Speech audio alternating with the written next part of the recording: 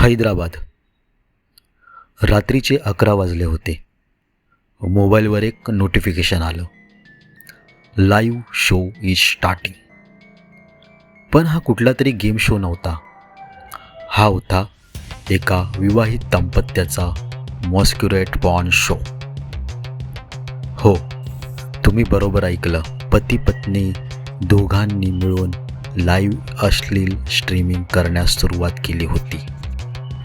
काही सेकंदातच हजारो व्ह्यूज आणि हजारो रुपयांचं अकाउंटमध्ये ट्रान्झॅक्शन.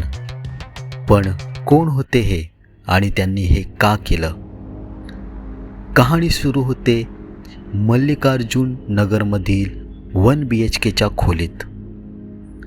नाव नरेश आणि पल्लवी. नरेश आजारी रिक्षा चालवणारा आणि पल्लवी घर चालवणारी 2 हुशार मुलांची आई. मोठी मुलगी इंजिनिअरिंगमध्ये 2ऱ्या वर्षाला, धाकटी मुलगी 12वीत.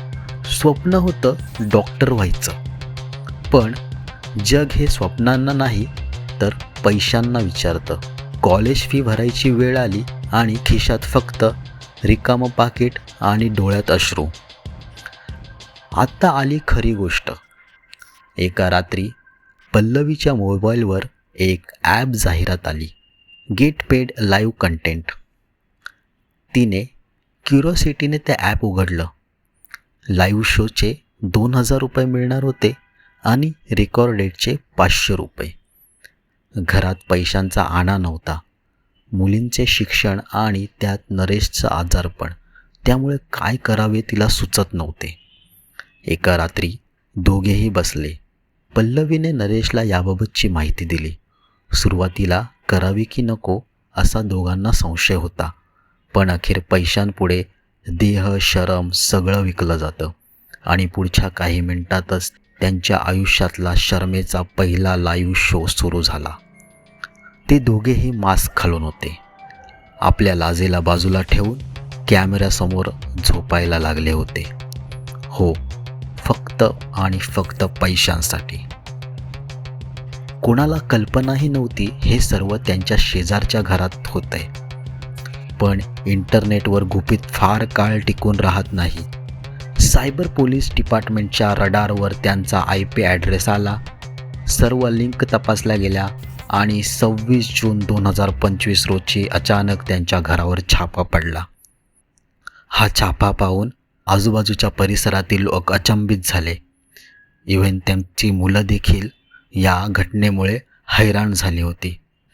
फोन जप्त झाले, लॅपटॉप जप्त झाले, व्हिडिओ क्लिप्स, चॅट हिस्ट्री सगळं बाहेर आलं. पोलिसांनी ताबडतोब दोघांना अटक केली. कोर्टात उभं करण्यात आलं आणि त्यांना 14 दिवसांची न्यायालयीन कोठडी मिळाली.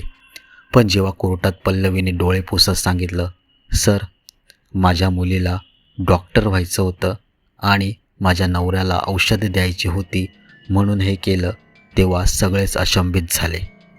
हा गुन्हा होता का की हे विवशता? आजच्या समाजाने एवढं टोकाचं पाऊल उचलायला का भाग पाडलं? मुली शिकतात आणि आपल्याला अभिमान त्याचा असतो, पण त्या मुली शिकाव्यात म्हणून आईवडिलांनी लाज विकावी हे ऐकून मान झुकते. मित्रांनो, तुम्हाला याबद्दल काय वाटते? या दोघांनी उचललेलं पाऊल वाईटच होतं, पण ही परिस्थिती त्यांच्यावर आली त्याचे सामाजिक कारण नसावे का? समाज, सरकार आणि कोणीही मदतीला आता येत नाही. तर अशा लाईव्ह वाटा निवडणं गुन्हा आहे की पर्याय, असा नवा तर्क आता निर्माण होईल.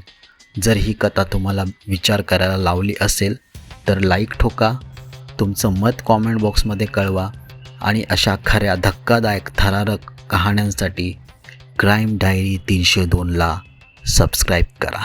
धन्यवाद.